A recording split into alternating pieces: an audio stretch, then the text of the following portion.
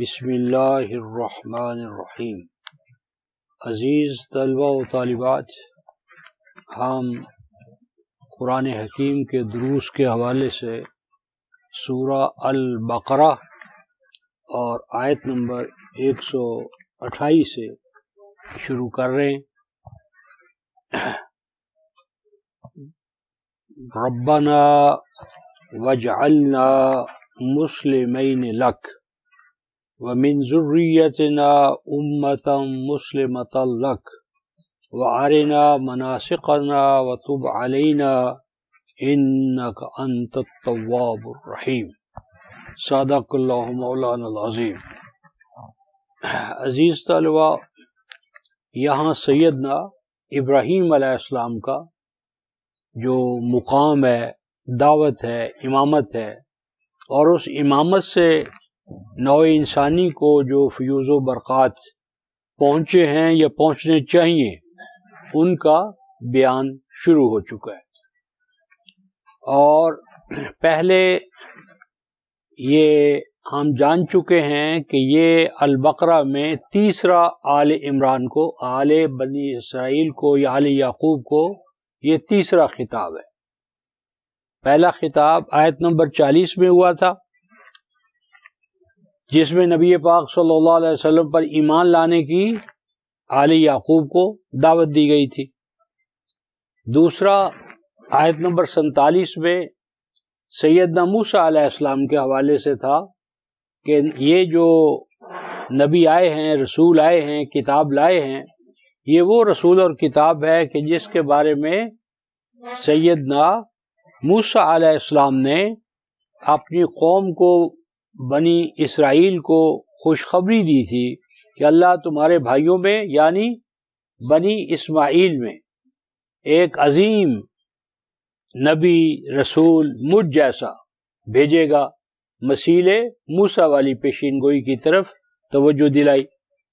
اس کے بعد آیت 122 میں سیدنا ابراہیم کا حوالہ آیا، اور مقصود یہ تھا کہ ابراہیم نے محمد رسول اللہ صلی اللہ علیہ وسلم کی بعثت کے بارے میں دعا کی تھی، تو اس دعا کو اللہ تعالیٰ نے قبول کیا، اور اس دعا کی جو استجابت ہے، استجابت وہ محمد رسول اللہ صلی اللہ علیہ وسلم کی شکل میں نوع انسانی کے سامنے آئی ہے۔ تو یہ تیسرا آل یعقوب کو خطاب جو سیدنا ابراہیم علیہ السلام کے حوالے سے ہے، اس میں ہم آج آیت نمبر 128 کے حوالے سے گفتگو کا آغاز کر رہے ہیں۔ ارشاد ربانی ہے کہ سیدنا اسماعیل اور سیدنا ابراہیم دونوں نے یہ دعا کی، جو دعائیں پہلے بھی آ چکی ہیں، انہی دعاؤں کے سلسلے میں یہ دعا آ رہی ہے، ربنا واجعلنا مسلمین لک۔ اے پروردگار عالم، اے ہماری نشو نما کرنے والے، اے ہماری ربوبیت کرنے والے، پرورش کرنے والے، سامان نشو نما عطا کرنے والے، وَاجْعَلْنَا مُسْلِمَيْنِ لَكَ۔ بڑا اہم مسئلہ ہے، لفظی ترجمہ ہم کیا کریں گے کہ اے اللہ بنا تو ہمیں مسلم اپنی ذات کے لیے۔ تو کیا جس وقت سیدنا ابراہیم اور اسماعیل نے یہ دعا کی ہے، کیا اس وقت مسلم نہیں تھے؟ کیا وہ مسلم نہیں تھے اور اب اسلام کے لانے اور مسلم بننے کی دعا کر رہے ہیں؟ تو ایسا نہیں ہے، اس بات کو سمجھو۔ عربی زبان میں فعل امر، امپیریٹو جو فعل ہوتا ہے، کبھی کسی چیز کو اثر نو شروع کرنے کے حوالے سے آتا ہے۔ اس کو کہتے ہیں انشاء فعل، یعنی نئے سرے سے کسی کام کو کرنا ہو، کسی شخص کو ہم نے کہنا ہو بھئی لکھو، اکتب، لکھ، تو اس کا معنی ہے کہ لکھنے کا آغاز کر۔ لکھ یعنی لکھنے کا آغاز کر، وہ پہلے نہیں لکھ رہا تھا، اب ہم اسے کہہ رہے ہیں کہ لکھو یعنی لکھنے کا آغاز کرو۔ اس کو کیا کہتے ہیں؟ انشاء فعل۔ اکتب، افعل، امشے، اذهب، چل، آ، جا، کھا، یہ کیا ہے؟ یہ کسی چیز کے فعل کے آغاز کا، صدور کا حکم ہے کہ یہ کام کر. اس کو کہتے ہیں انشاء فعل، یعنی کسی عمل کو، فعل کو، کام کو کرنے کا حکم دینا. اور ایک ہوتا ہے کوئی شخص کام وہ کر رہا ہے اور ہمیں خطرہ ہے کہ کہیں وہ رک نہ جائے، اس کام کو روک نہ دے، ڈسکنٹینیوٹی نہ ہو جائے اس کام میں. تو اس کے لیے بھی عربی زبان میں فعل امر ہی استعمال ہوتا ہے، اور معنی ہوتا ہے استمرار کا، ابقاء کا، دوام کا، یعنی اس کام کو کیے جا، اس کام کو کرتا رہ. یعنی یا بنی یکتب، اے بیٹے لکھتا رہ. لکھ تو وہ پہلے ہی رہا ہے، جو کام آلریڈی ہو رہا ہے اس کام کے اندر جو استمرار ہے، دوام ہے، تسلسل ہے، اس کو قائم رکھنے کے لیے بھی عربی زبان میں فعل امر استعمال ہوتا ہے. تو یہ دونوں چیزیں ہمیں سمجھنی ہیں. مثلا سیدنا ابراہیم اور اسماعیل پہلے ہی مسلم تھے، پہلے مسلم تھے. تو جب وہ مسلم تھے تو پھر کہہ رہے ربنا وجعلنا مسلمین، تو اس کا معنی یہ نہیں کہ اب ہمیں مسلم بنا، بلکہ اے اللہ جس اسلام کی حالت میں ہم ہیں اس اسلام کی حالت میں ہمیں قائم رکھ، یعنی مرتے دم تک ہم اسلام کی حالت پر قائم رہیں. تو یہ ابقاء اور استمرار فعل کے معنی میں فعل امر استعمال ہوا ہے. اور یہ بے شمار مقامات ہے قرآن حکیم میں جہاں پر یہی مفہوم ہے. اگر دوسرا مفہوم ہم لے لیں تو غلط فہمی پیدا ہو سکتی ہے. نمبر 2، اسلام جو ہے یہ کیا ہے؟ یہ باب افعال کا مصدر ہے، یعنی اسلم یسلم اسلامن. یہ سلم سے ہے. سلم کے 2 معنی ہوتے ہیں. ایک تو کسی کے ساتھ سلو کر لینا، آشنائی پیدا کر لینا، اور کسی کی سلامتی میں آ جانا، تحفظ میں آ جانا، کسی کے اپنے آپ کو کسی کے سپرد کر دینا، کسی کی بالادستی قبول کر لینا، کسی کے سامنے سرنڈر کرنا، سبمیشن کرنا، اس کو اپنا آقا، برتر اور بڑا تسلیم کر کے اس کے اپنے آپ کو ماتحت بنا لینا، یہ اسلام ہے. تو ربنا وجعلنا مسلمین لک، اے اللہ، اے رب بنائے رکھ تو ہمیں. کیا بنائے رکھ؟ تیری رضا کے سامنے سرنڈر کرنے والا، تیرے حکم اور منشا کے سامنے اطاعت کرنے والا، تیرے حکم منشا کو بالادست مان کر اس کے ماتحت اپنے آپ کو کرنے والا. یعنی اے اللہ ہم صرف تیرے حکم کو، نظام کو، مشیت کو، مرضی کو، منشا کو، تیری شریعت کو، تیرے احکام کو، تیرے احکام پر ہم چلتے رہیں اور تیرے نواہی سے بچتے رہیں. جن کاموں کا تو حکم دے یا دے چکے وہ ہم کرتے رہیں، اور جن سے تو نے ہمیں روک دیا ہے اس سے رکے رہیں. تو اسلام کیا ہے؟ اللہ تبارک و تعالیٰ کی منشا اور مرضی کے مطابق اپنے آپ کو مولڈ کر لینا، ماتحت بنا لینا، اللہ تعالیٰ کو، اس کے دین اور شریعہ کو سپیریئر مان کر اپنے آپ کو اس کے سامنے سبمیسیو کر لینا. اور لکا، تیری ذات، تیری صفات، تیرا دین، تیری مشیت، تیری مرضی، یہ اے اللہ اس کائنات میں تیری مرضی ہو، تیری مشیت ہو، تیرا نظام چلے، تیرے احکام پر ہم چلیں اور چلتے رہیں. مسلمین لک. اور آگے فرمایا وَمِن ذُرِّيَّتِنَا أُمَّةً مُسْلِمَةً لَكَ. ہر جو بانی ہے، مؤسس ہے، باپ ہے، وہ یہ چاہتا ہے کہ جو اس کا نظام ہے، پروگرام ہے، وہ اس کے بعد بھی چلتا رہے. کوئی باپ، کوئی مؤسس، کوئی موومنٹ کو شروع کرنے والا یہ نہیں چاہتا کہ اس نے جس مشن کے لیے قربانیاں دی ہیں، غالب کرنے کی جدوجہد کی ہے، وہ صرف اس کی زندگی میں رہے. 4 دن کی چاندنی پھر اندھیری رات. باپ کی زندگی میں، ماں باپ کی زندگی میں وہ مشن چلے، اور جو ہی اس کی آنکھ بند ہو تو اس مشن پر رات آ جائے، تاریکی آ جائے، ختم ہو جائے، وہ سارا ایک بلبلہ تھا جو پانی کی طرح وہ بیٹھ گیا. تو کوئی والد، کوئی مؤسس، کوئی نبی، کوئی دائی، کوئی مصلح ایسا نہیں چاہتا. اور سیدنا ابراہیم اور اسماعیل ہمارے لیے نمونہ چھوڑ رہے ہیں.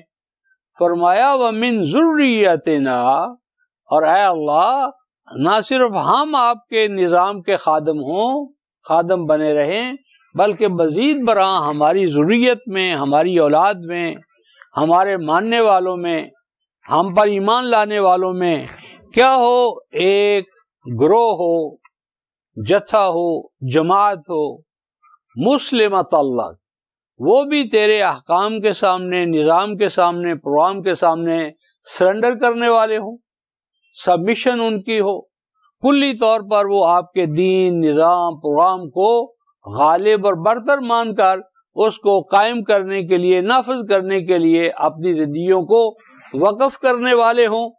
تو امت مسلمہ ہماری ذریت میں تابد جاری و ساری رہے.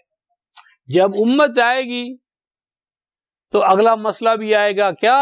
وَأَرِنَا مَنَاسِكَنَا. جب امت آئے گی، میں نے پہلے عرض کیا تھا اسکول بنا، سکول کے مقصد اور غائد کا تعین کیا گیا، پھر نصاب وضع کیا گیا اسکول کا، اور آگے چل کر معلم کی درخواست کہ اب اسکول بھی بن گیا، جماعت بھی بن گئی، نصاب بھی وضع ہو گیا، تو اب معلم آنا چاہیے. تو یہاں جو آیا ہے آرینا مناسکنا، مناسک کیا ہے؟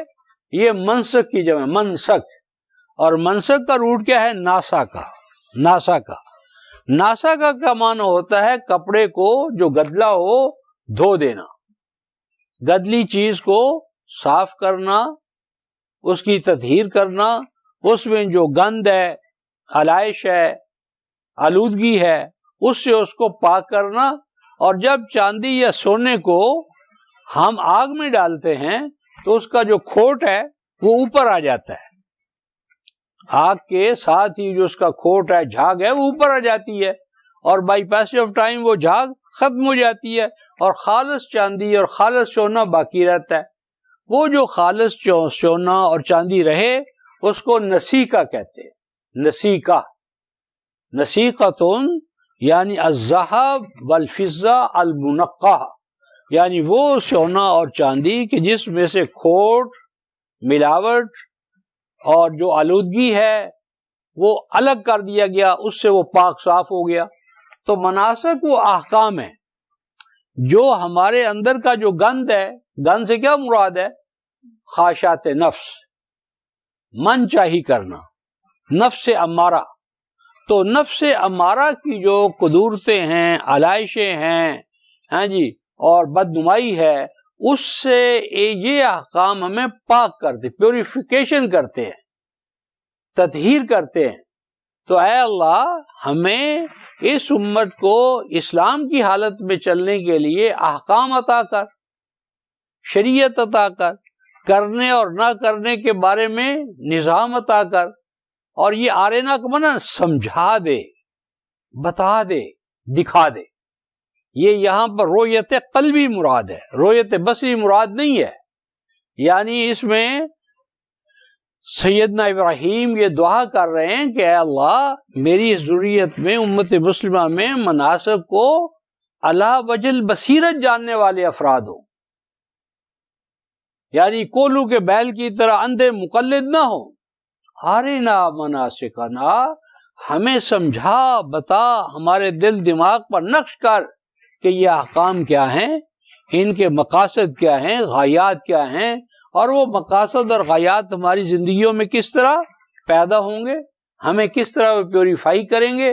یعنی ایک سائنٹیفک میتھڈ، یعنی عمل ہے تو اس کا نتیجہ بتا، حکم ہے تو ان کی حکمتیں بتاؤ، اعمال تو نتائج و ثمرات بتائیں، وائی و فٹ بتائیں، تاکہ علی وجہ البصیرت ان احکام پر چلا جائے اور اعمال کو بجا لایا جائے، اور احکام کی حکمتوں کو جان کر اپنے آپ کو سنوارا جائے.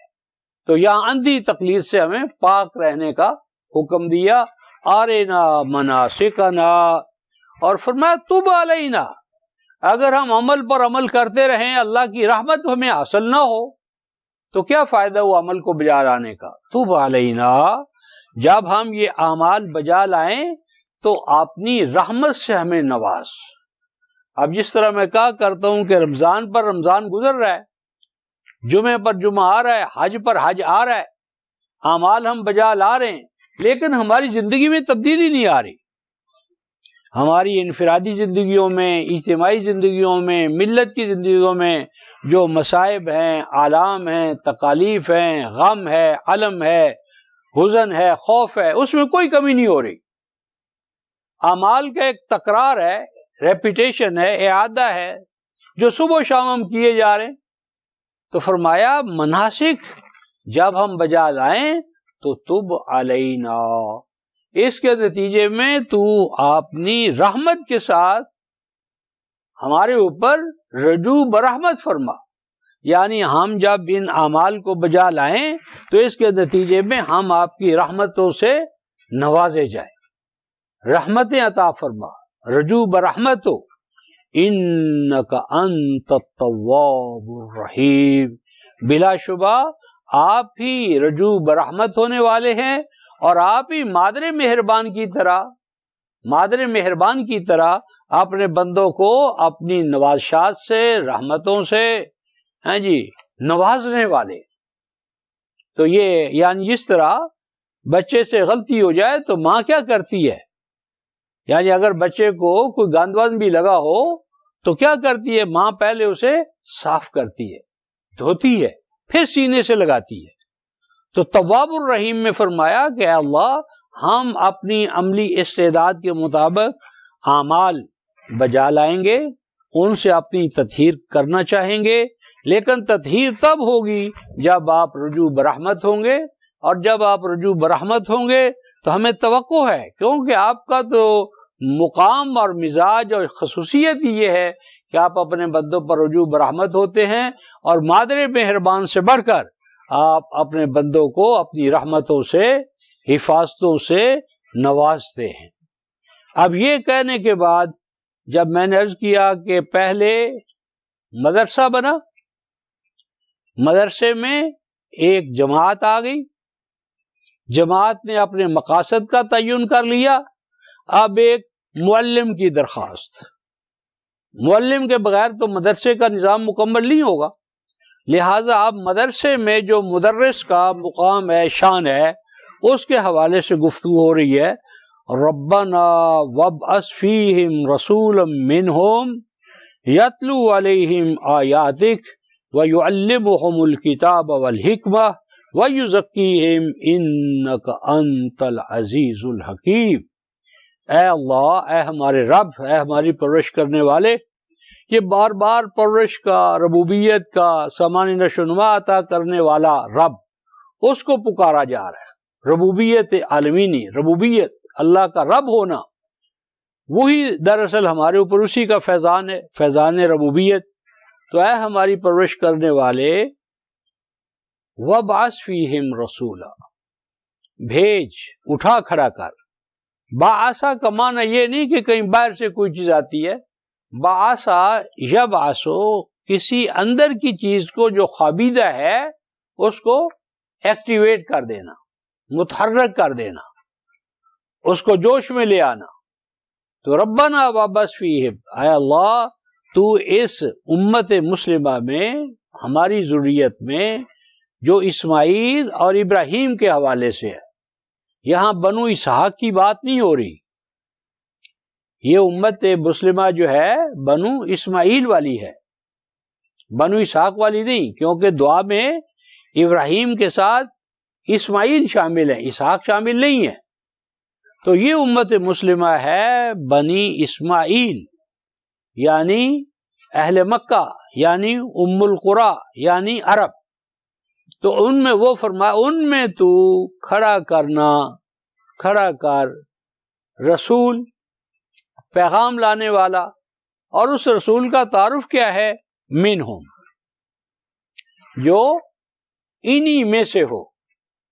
انہی میں سے ہونے سے کیا مراد ہے؟ نمبر ایک جنس، ہمارے ہاں یہ بحث ہے کہ جی اللہ کے رسول نور تھے یا بشر تھے؟ کیا تھے؟ جھگڑے ہیں. ایک گروہ کہتا ہے وہ بشر تھے، دوسرا کہتے نہیں بشر کہنا توہین ہے، وہ تو نور تھے، نور من نور اللہ تھے، ان کو بشر ہم کیسے کہہ سکتے ہیں؟ تو قرآن نے دیکھو کتنے جامع انداز میں ایک لفظ بولا، منہم، یعنی رسول کیا ہے کیا نہیں، اس کا تعین کیسے ہوگا؟ مرسل الیہ، مرسل الیہ، یعنی جن کی طرف رسول بنا کر بھیجا گیا ہے ان کی جنس دیکھو. کیا اللہ تعالیٰ نے ملائکہ کی طرف رسول بھیجا ہے؟ کیا جنات کی طرف رسول بھیجا ہے؟ انسانوں کی طرف بھیجا ہے، بنی اسماعیل میں بھیجا ہے، عالم بشریت کی طرف بھیجا ہے. تو جن کی طرف بشر رسول آیا ہے وہ بشر ہے تو رسول بھی بشر ہے. 1693 میں فرمایا، بنی اسرائیل کی آیت نمبر 93 سے لے کر 95 تک، لو کان فی الارض ملائکہ یمشون مطمئنین لنزلنا علیہم من السماء ملک الرسول، کہ اگر زمین پر ملائکہ کی آبادیاں ہوتی، ملائکہ کی آبادیاں ہوتی تو رسول کون ہوتا؟ ملک ہوتا. اس سے ایک مسئلہ تو یہ ہو گیا کہ رسول جو ہے وہ بشر ہے، کیونکہ جن کی طرف رسول بنا کر بھیجا گیا وہ کیا ہے؟ بشر ہے. تو بشر کی طرف بشر رسول آئے گا. تو مرسل الیہم، جن کی طرف رسول بھیجا گیا ہے ان سے رسول کی جنس کا تعین ہوتا ہے. دوسری بات یہ ہے کہ منہم، ہم بشر ہیں یا جن ہیں؟ وہ جن جو ہمارے ذہنوں میں ہیں، جن کی جنس الگ ہے، نوع الگ ہے، ذریات الگ ہے، تقاضے الگ ہیں، فطرت الگ ہے، خوراک الگ ہے بقول ہمارے علماء کے، تو رسول ان کے لیے نمونہ نہیں بن سکتا. رسول تو بشر ہے، تو جب رسول بشر ہے تو جن تو بشر نہیں ہے جو ہمارے ذہنوں میں ہے. تو وہ ہمارے ذہن میں جو جنات ہیں ان کے لیے رسول بشر تو نمونہ نہیں ہو سکتا، کیونکہ یہ تو بشر ہے. نمبر 2، قرآن جو ہے جہاں بھی اپنے آپ کو کہتا ہے، کیا کہتا ہے؟ نذیر للبشر. قرآن بشر کے لیے آیا ہے، بشر کے لیے آیا ہے.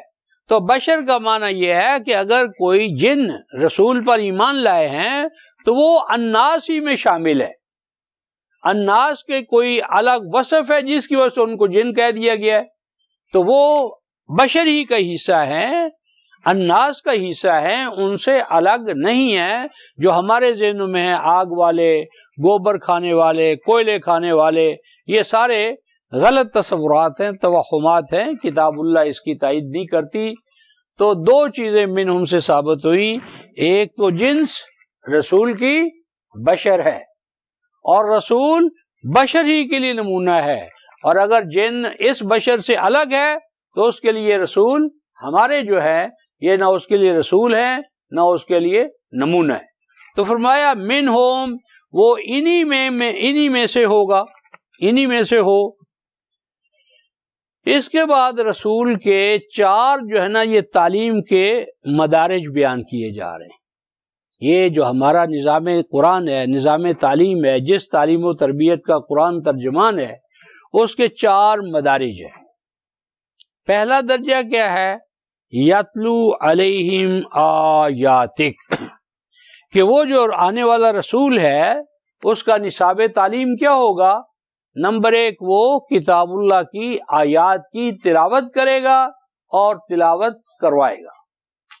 آیات اللہ 2 ہیں، آیات اللہ 2 طرح کی ہیں، ایک آیات تنزیل اور ایک آیات تقوین. آیات تقوین جو ہیں افعال و اعمال الہی ہیں، افعال و اعمال الہی، سنن الہیہ، عادات الہیہ. تو جو افعال و اعمال الہی ہیں، سنن الہیہ ہیں، عادات الہیہ ہیں، یہ ہے کائنات فطرت. اسی کو ہم صحیفہ فطرت کہتے ہیں اور یہیں سے سائنس ماخوذ ہے. جتنے بھی سائنسز ہیں، سائنسی علوم ہیں، وہ افعال و اعمال الہی پہ مبنی اور ان سے ماخوذ ہیں، اور یہ بھی آیات ہیں۔ رسول ان کو کہتے ہیں آیات تقوین، یعنی وہ آیات جو کون یا کائنات سے متعلق ہے، اور دوسری آیات ہیں تنزیل، ریویلڈ۔ تو ایک کو ہم کہتے ہیں ورکس آف گاڈ اور دوسرے کو کہتے ہیں words of God. Works of God اور words of God, these are complementary to each other. افعال و اعمال الہی صحیفہ فطرت، الفاظ الہی صحف ما سبق، اور بالخصوص قرآن پاک۔ آج ہمارا المیہ یہ ہے، زوال کا سبب یہ ہے کہ ہم اعمال و افعال الہی جو اللہ کی عادات کو ظاہر کرتے ہیں، سنن کو ظاہر کرتے ہیں، پراپرٹیز کو ظاہر کرتے ہیں، ان کو ہم نے آیات سے خارج کر دیا ہے، ان کو تعلیم اور تربیت کا نظام ختم ہو گیا ہے۔ یہ ہمارے زوال کا سبب ہے۔ یہ جو آیات تنزیل ہیں، قرآن کی آیات، یہ تو امت کسی نہ کسی درجے میں مانتی ہے، اگرچہ اس پہ بھی جہالت ہے رویے میں۔ لیکن یہ دوسری جو آیات و تقوینیں، آیات تقوین ہیں افعال و اعمال الہی کے حوالے سے، اس سے ہم پیدل ہیں۔ تو اس ضمن میں میں ایک دو مقام پیش کرنا چاہتا ہوں جس سے پتہ چلے کہ قرآن جو ہے وہ کس چیز کو آیات کہتا ہے، اور ہمارا مذہبی ذہن جو ہے اس کا انکار کر کے کس طرح تباہی اور بربادی کی طرف ہم جا رہے ہیں، جا چکے ہیں۔ یہ سورہ الجاسیہ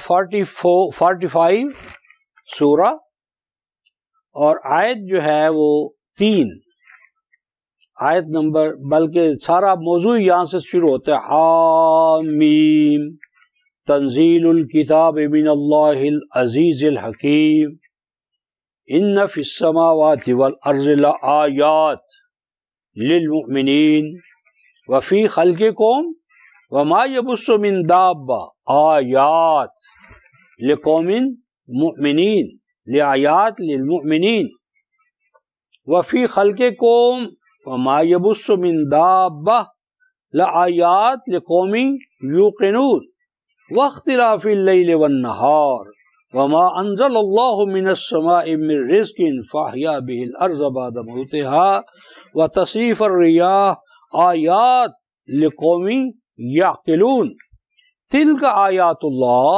نتلوها علیک بالحق فبأی حدیث بعد اللہ وآیاتہ یؤمنون۔ حامیم، ہا کون ہے؟ حامد، حامد احمد محمد، یہ 3 چیزیں نبی پاک صلی اللہ علیہ وسلم کی صفات میں ہیں۔ آپ حامد ہیں، آپ احمد ہیں، آپ محمد ہیں۔ اللہ تعالیٰ کا جو ربوبیت عالمینی کا پروگرام ہے، جس کی وجہ سے اللہ تعالیٰ کے لیے ستائش ہے، حمد ہے، اس پروگرام کو پیش کرنے والے حامد اول درجے میں، پھر سب سے زیادہ سبقت لے جانے والے احمد، اور جو سب سے زیادہ سبقت لے جائے گا وہ محمد ہوگا، اس کا پریز وردی ہوگا، اس کی تعریف کی جائے گی۔ اور جو اگلا میم ہے مرسل محمد، اے حامد احمد محمد مرسل محمد ماہی، ماہی کا کیا معنی ہے؟ یعنی ظلم کو، فساد کو، طاغوت کو تباہ کرنے والا۔ میم ہا واو، میم ہی سے۔ تو یہ جو رسول ہے، یہ قاعدہ یہ دیکھ لو کہ جہاں بھی یہ یعنی آئے ہیں مقطعات، اس کے بعد اگلی 5 آیتوں میں آپ دیکھیں گے تو ان میں کیا ہوگا؟ خطاب ہوگا نبی پاک صلی اللہ علیہ وسلم کو، جیسے یاسین، آگے کیا ہے؟ انکا لمن المرسلین، یاسین، اے سین، انکا لمن المرسلین، آپ رسول ہیں۔ طٰہٰ، ما انزلنا علیک القرآن لتشقی، طٰہٰ کو خطاب ہے، طاہر ہادی، طاہر مطہر ہادی، تو یہاں حامیم حامد احمد محمد ماہی مرسل،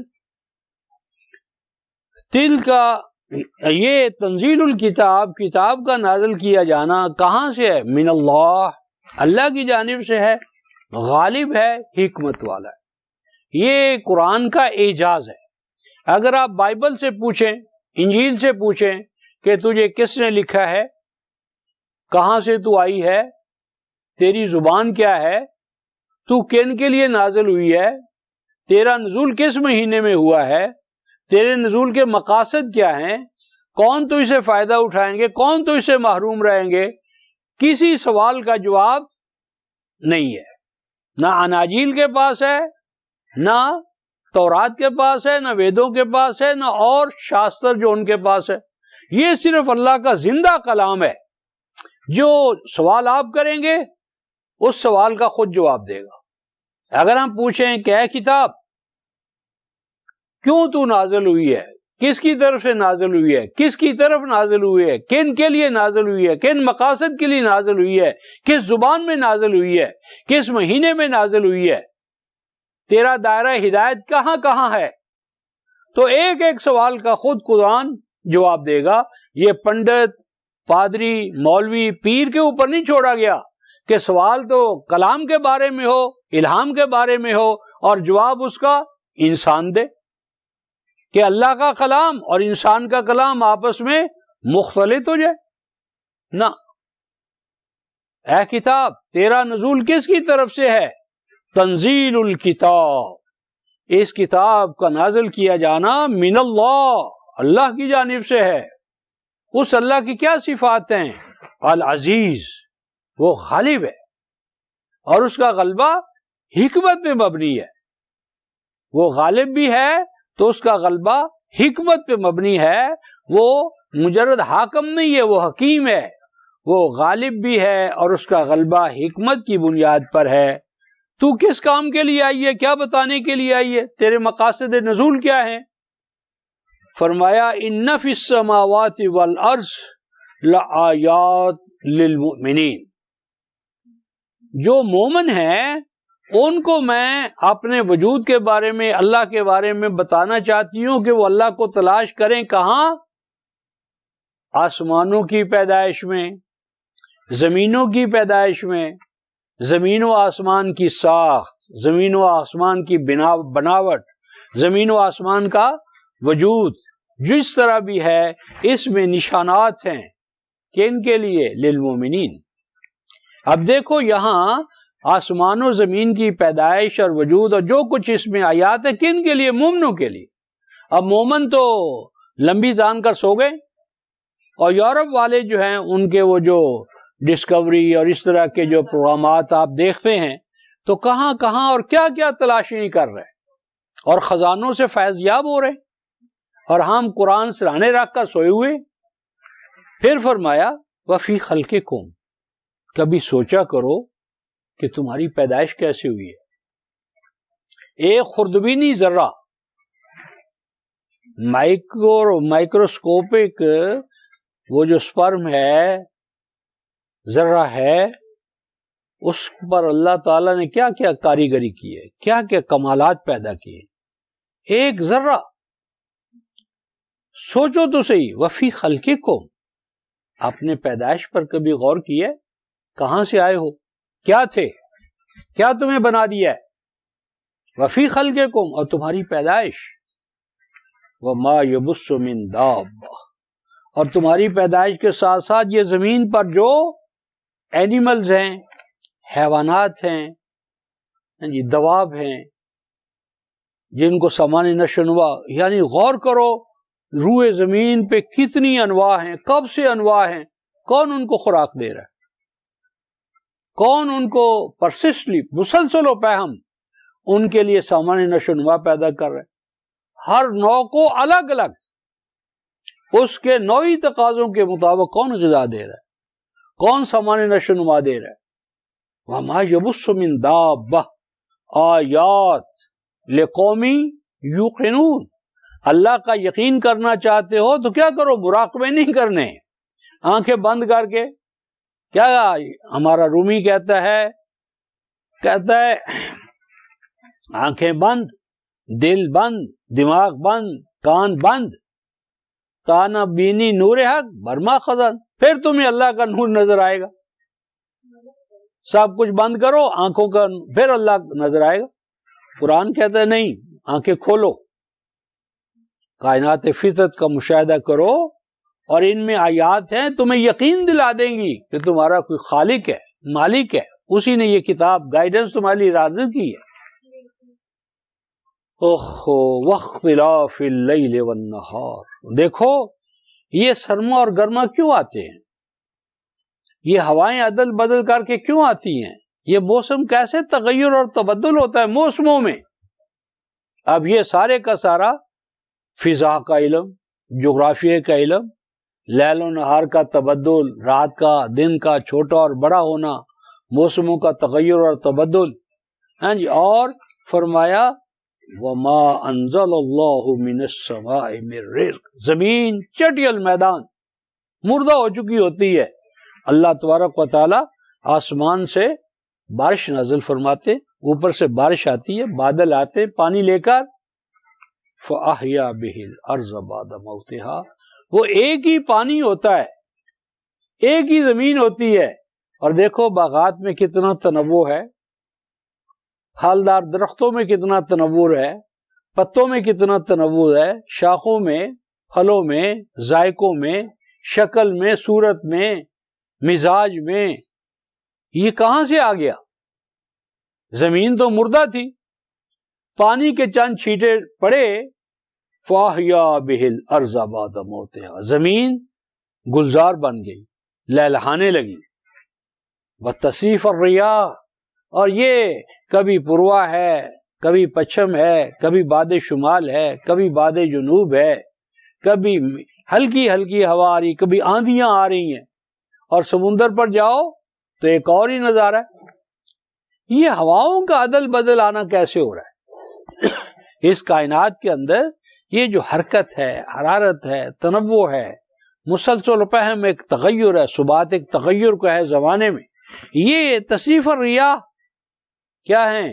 آیات لقومی یعقلون، آیات ہیں ان میں اس قوم کے لیے جو عقل سے کام لینا چاہتی ہے. فرمایا تلک آیات اللہ نتلوہا علیک بالحق، یہ آیات ہیں اللہ کی جو قرآن تمہارے سامنے تلاوت کر رہا ہے، سامنے لا رہا ہے، اور ان کا ایک خاص مقصد ہے. حق یعنی کوئی ان کا مقصد ہے، اس مقصد کو تلاش کرو، آنکھیں نہ بند کر کے.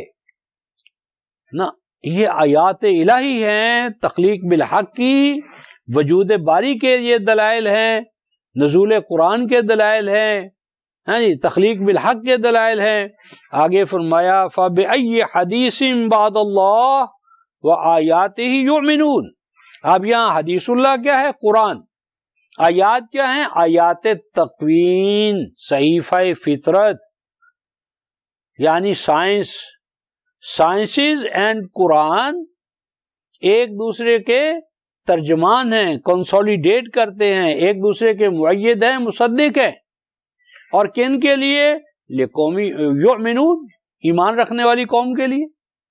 تو یہ رسول جو ہے یہ دونوں چیزوں کی تعلیم دیں گے، آیات فطرت، صحیفہ فطرت، اور آیات تنزیل یعنی قرآن پاک. آپ دیکھیں کہ 32-33 سال کے اندر ان عربوں نے روئے زمین کا نقشہ تبدیل کر دیا اس قرآن کے ذریعے. ایک ڈارکنیس، ظلمت کا ایک دور تھا، قرون مسلمہ تھے، ان کو منور اور شاندار ایک نیا دور شروع ہوا، ایک نیا ایپک، ایج، ایرا، عہد، نیا دور شروع ہوا. تو کیا قرآن کہتا ہے کہ رسول یہ دونوں طرح کی آیات، اس کی تعلیم اور تربیت دے گا. نمبر 2، وَيُعَلِّمُهُمُ الْكِتَابَ وَالْحِكْمَةَ، یہ ہے اگلی سٹیج. وہ ان کو بتائے گا کہ دستور کیا ہوتا ہے. کتاب کا معنی یہاں دستور ہے، قانون ہے، نظام ہے، کہ انسان کے لیے کون سا نظام چاہیے، کون سا دستور چاہیے، کون سا قانون چاہیے. والحکمہ، اور وائی آف اٹ، یہ قانون کیوں چاہیے. قانون ہی نہیں بتائے گا، قانون کی جو وائی آف اٹ ہے. مثلاً اقیم الصلاۃ، صلاۃ قائم کرو. کیوں؟ ان الصلاۃ تنہا عن الفحشاء والمنکر. صلاۃ قائم کرو تاکہ تم فحشاء اور منکر سے آزاد ہو جاؤ. اب اگر صلاۃ ہم ادا کریں اور فحشاء اور منکر کا علم ہی نہ ہو، اور کولو کے بیل کی طرح ریپیٹیشن ہو، لیکن فحشاء اور منکر کا شعور ہی نہ ہو، تو بچنا ہم نے کیا ہے. تو رسول کیا کرے گا؟ کتاب یعنی نظام، یعنی قانون، یعنی دستور، ان چیزوں سے آگاہی دے گا معلم کے طور پر. اور جو اسٹوڈنٹس ہیں مسلمان کیا ہے؟ متعلم. اور یہ پوری دنیا کیا ہے؟ تعلیم گاہ. اور مسجد اس کا ایک ابتدائی ترجمان ہے. تو تعلیم دے گا دستور کی، نظام کی، قانون کی. والحکمہ، اور اس کی وائی آف اٹ، اس کے پیچھے کیا مقاصد ہیں، اعمال کے کیا نتائج ہیں، احکام کی کیا حکمتیں ہیں، یہ سب کچھ رسول بتائے گا. اور اگلا ایک مسئلہ اور بتایا، وَيُزَكِّيهِمْ، یزکیہم، ان کو سامانے نشو نما دے گا، ان میں اخلاق، سیرت، کردار پیدا کرے گا. ایسا نہیں ہوگا کہ کتاب ایک جگہ پڑھی ہے اور سیرت و کردار دوسری طرف ہے. اب تو عجیب نقشہ آ گیا ہے. پرسوں چوتھ میں اسکول کے پاس سے گزر رہا تھا تو مائیں اپنے بیٹوں کو لے جا رہی تھیں یا لا رہی تھی، اور ان کی کتابوں کے جو بیگ تھے نا، ان کے نیچے کیا تھے؟ پہیے لگے ہوئے تھے، اور وہ اپنی کتابوں کے بیگ جو تھے نا وہ کھینچ رہے تھے. جس طرح گدھا گاڑی جو ہے نا، گدھا گاڑی پر کوئی چیز رکھی ہے اور وہ کھینچتا چلا جا رہا ہے. تو اس کے اندر گویا کہ کتاب کا تقدس، علم کا تقدس ختم ہو گیا، اور جو طہارت اور تزکیہ کا تصور تو ویسے ہی ختم ہو گیا. کیونکہ اب تو ہر چیز مال سے ملے گی، جتنا مال ڈالو گے اتنی تعلیم ملے گی. اگر مال ڈالنے کی استعداد نہیں ہے تو بیٹھے رہو. تو کاروباری علم ہو گیا، یعنی انڈسٹری بن گیا ہے. تعلیم گاہ جو ہے وہ اب ورکشاپ ہے، انڈسٹری ہے. اور حیران کن بات یہ ہے کہ ابھی پچھلے دنوں مسرا کو جب ہم نے داخل کرایا 7 سٹار یا کیا تھے، تو وہ کیا تھا؟ وہ ادارے کا نام ہی تھا کہ ہم انڈسٹریل ہیں جی، ہم یہ انڈسٹری ہے، یہاں ایسے انجینئرز پیدا ہوتے ہیں، ڈاکٹرز پیدا ہوتے ہیں، یعنی انڈسٹریلسٹ. اب ایجوکیشنسٹ بھی نہیں ہوئے، وہ کیا بن گئے؟ انڈسٹریلسٹ. تعلیم اور تزکیہ تو دور کی بات ہے، اب تو صنعت کا دور ہے، ٹیکنیشین کا دور ہے. تو قرآن نے کہا یعلمہم الکتاب والحکمہ ویزکیہم، ان کا تزکیہ کرے گا، ان کی سیرت کا، کردار کا، اخلاق کا، یعنی ذہن اور دماغ کا.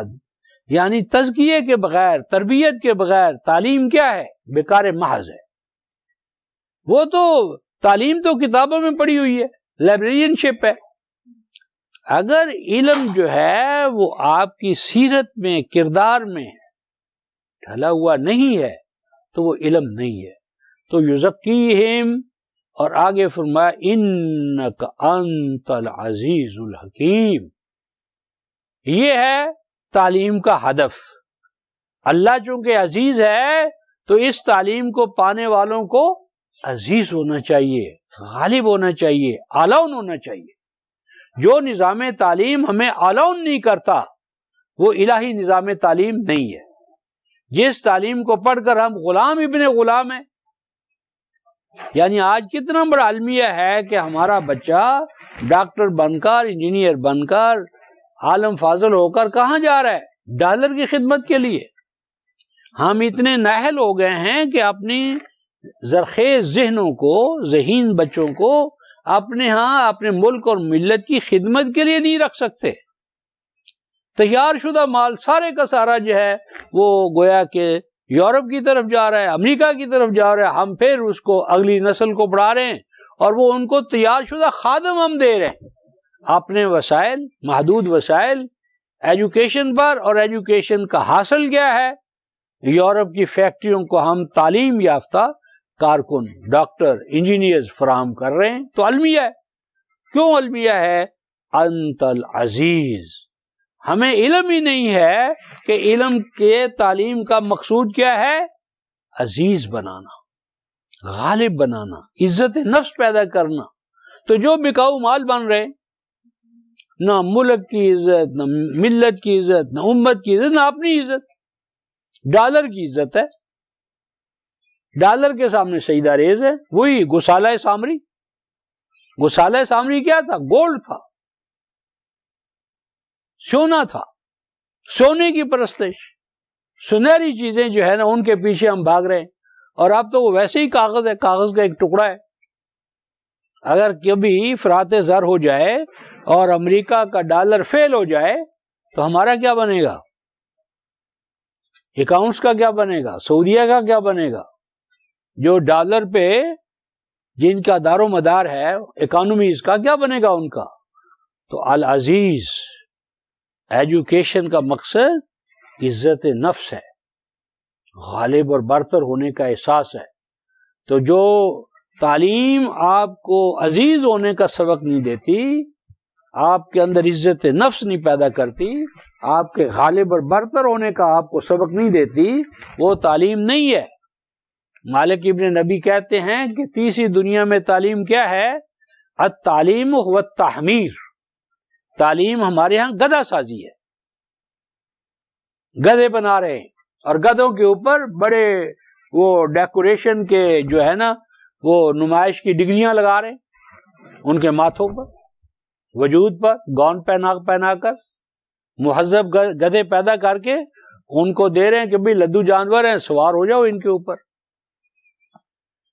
پھر فرمایا الحکیم, جو تعلیم آپ کے اندر حکمت نہیں پیدا کرتی, وزڈم پیدا نہیں کرتی, فلسفی پیدا نہیں کرتی, آپ کا فلسفیکل مائنڈ نہیں بناتی, وہ نبوی تعلیم نہیں ہے.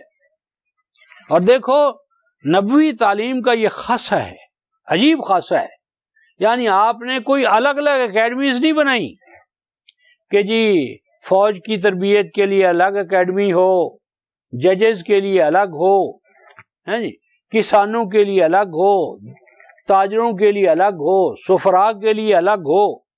یعنی کتنا کمپریہنسو تعلیم اور تربیت کا نظام ہے کہ ایک ہی مسجد نبوی ہے, ایک ہی دار ارقم ہے, اور ایسی تعلیم دی جا رہی ہے کہ اسی تعلیم سے تاجر پیدا ہو رہے ہیں.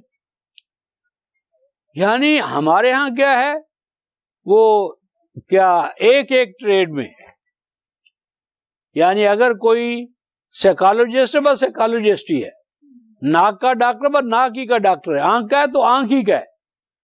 یعنی ڈپارٹمنٹل, محدود دائرے کے اندر, یعنی مینڈل جو اپنے ہی دائرے کے اندر. تو نبی کا کیا کمال ہے, وہ آپ کی ایسی تربیت کرتا ہے, آل راؤنڈر بناتا ہے کہ کسی کو جس سیٹ پر بٹھا دو, وہ عدلیہ میں بھیج دو تو وہ بہترین قاضی ہوگا, فوج میں بھیج دو بہترین کمانڈر ہوگا, منڈی میں بھیج دو بہترین تاجر ہوگا, دیہات میں بھیج دو وہ بہترین فلاح ہوگا, کسان ہوگا, مینجمنٹ دے دو وہ بہترین منتظم ہوگا. ایک ہی ذات ہے. یعنی یہ خالد بن ولید, یہ یہ جتنے بھی ہمارے قوات تھے, کہاں سے انہوں نے تربیت لی تھی؟ حضرت زید ابن حارثہ رضی اللہ تعالی عنہ, اسامہ ابن زید, کہاں ان کی تربیت ہوئی تھی؟ یہ ہے کہ جو آپ کی مسجد ہے, مسجد آپ کی وہ اکیڈمی ہے جو آپ کے اندر اتنی کمپریہنسو یعنی تعلیم اور تربیت کا انتظام کرتی ہے کہ آپ کا تیار کردہ فرد جو ہے وہ بہترین جرنیل ہے, بہترین سیاستدان ہے, بہترین منتظم ہے, بہترین معلم ہے, بہترین مربی ہے. یعنی یہ ہے نظام تعلیم. یعنی گویا کہ بیسکس کا تعلیم آپ کو علم دے دینے کے بعد ایسی آپ کی تعلیم اور تربیت آپ کو عطا کی جائے کہ آپ زندگی کے جس دائرے میں جائیں، جس محاذ پہ جائیں، جس فیلڈ میں جائیں، آپ اس کی قیادت کر سکیں، لیڈرشپ آپ کو ملے۔ تو یہ نتیجہ کیا تھا؟ انک انت العزیز الحکیم۔ تعلیم کا ہدف متعین کیا عزت نفس، عزت جان، عزت مال، عزت آبرو، اور فرد کی، جماعت کی، سوسائٹی کی، اور غلبہ اور حکمت، وزڈم، فلاسفی۔ تو یہ ایک کمپریہنسو نظام تعلیم اور تربیت کے لیے سیدنا ابراہیم علیہ السلام نے نبی پاک صلی اللہ علیہ وسلم کے لیے دعا کی۔ اور اس میں ہم آگے اسی سورہ میں آیت 251 میں یہی آیت پڑھیں گے۔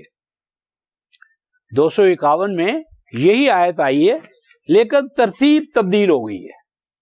اور یہ ترتیب کی جو تبدیلی ہے نا، اس کو سمجھو، یہ کیوں قرآن ایک تھوڑی سی تبدیلی کرتا ہے اور زمین اور آسمان تبدیل ہو جاتے؟ یہ تبدیلیاں کیوں قرآن کرتا ہے؟ ابھی اسی جگہ، اسی آج کا جو ہے 134 آیت میں ہے، تِلْکَ أُمَّةٌ قَدْ خَلَتْ لَهَا مَا كَسَبَتْ وَلَكُمْ مَا كَسَبْتُمْ وَلَا تُسْأَلُونَ عَمَّا كَانُوا يَعْمَلُونَ۔ پھر 134، اور پھر آگے دیکھو 141 آیت، تِلْکَ أُمَّةٌ قَدْ خَلَتْ لَهَا مَا كَسَبَتْ وَلَكُمْ مَا كَسَبْتُمْ وَلَا تُسْأَلُونَ عَمَّا كَانُوا يَعْمَلُونَ۔ دو دفعہ ایک آیت آ رہی ہے تھوڑے سے فاصلے پر، آیت 134 اور آیت 141۔ ظاہرہ طور پر تو کیا ہے؟ یہ کیا ہے؟ ریپیٹیشن ہے، تکرار ہے، اعادہ ہے۔ لیکن کل ہم اس پہ بحث کریں گے، یہ اعادہ نہیں ہے، تکرار نہیں ہے، اس میں ایک گہری حکمت ہے۔ اور یہ جو ابھی ہم نے 2:129 پڑھی ہے، اس کو 2:151 میں دیکھو، یہی آیت آئے گی اور اس میں ایک ایسی تبدیلی کر دی گئی ہے۔ 2:151 دیکھو، کما ارسلنا فیکم رسولا منکم، وہی الفاظ، یتلو علیکم آیاتنا، وہی الفاظ، لیکن آگے وَيُزَكِّيكُمْ وَيُعَلِّمُكُمُ الْكِتَابَ وَالْحِكْمَةَ وَيُعَلِّمُكُمْ مَا لَمْ تَكُونُوا تَعْلَمُونَ۔